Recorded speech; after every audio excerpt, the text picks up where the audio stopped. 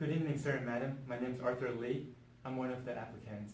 I decided to make videos on the supplemental question to show you that I truly understand the material and I can articulate it. So the first one I want to talk about is ACL, access control list.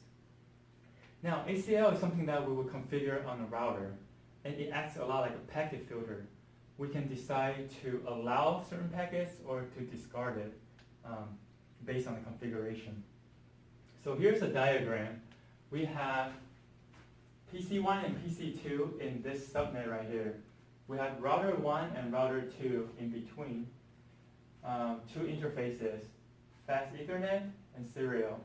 And on the very right side, we have an FTP server. That's the IP address, and here's the subnet that it's in.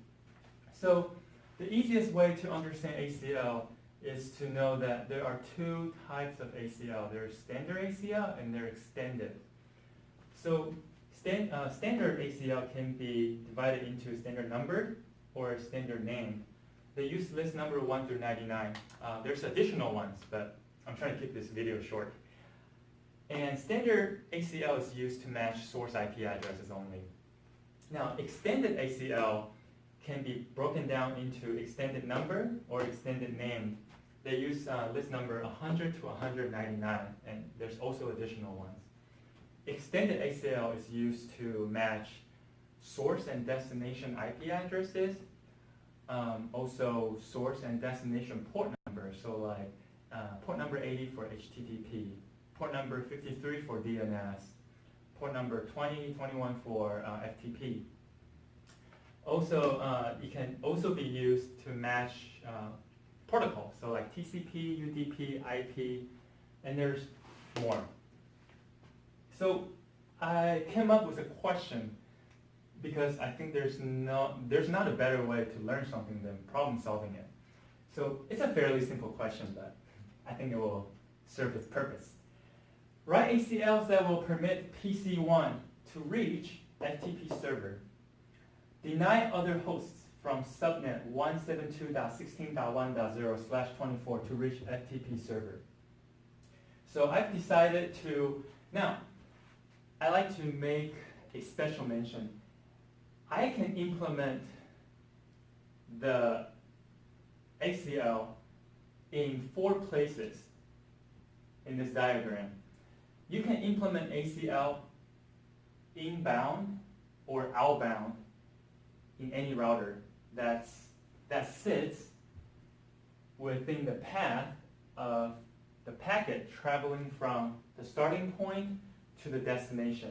In this case, we're trying to allow PC1 packet to travel through, so it's going to hit this point, this point, this point, and this point. So I'm going to decide I'm going to put this ACL on router 1. So I go into router 1 global configuration. I type in access list 1 permit the IP address of PC1. I also type in access list 1 deny 172.16.1.0 with this number right here. Now you may be wondering what this number is. It's wildcard mask. The way to come up with this number is to take 255.255.255 and you minus the subnet mask for that subnet. And you're going to come up with the wildcard mask. And it basically tells you deny all the hosts from 172.16.1.0 through 172.16.1.255.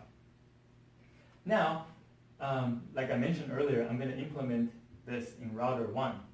So now, on router 1, I can decide whether I can put this ACL inbound or outbound. Now I'm going to put it outbound. So interface serial 00, IP access group 1 out. And now, when the packet flows through, it's going to hit the first one. And it says permit, so the packet will flow through. Now, say PC2 is trying to send a packet to the FTP server. What happens is, it comes to the first ACL entry. It doesn't match. So it will go to the next one, and this one matches. Therefore, it's going to get dropped.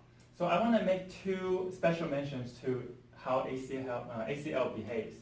It has this thing called first match logic. So let's say you have a list of ACL entries, and the packet comes in. The first entry is going to try to match that packet. Does it match? Go to the next. Does it match? Go to the next.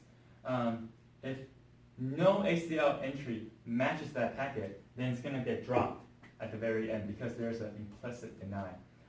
But let's say the first one matches, then there's no need to go down that list. Thank you very much. Let's go to the second video.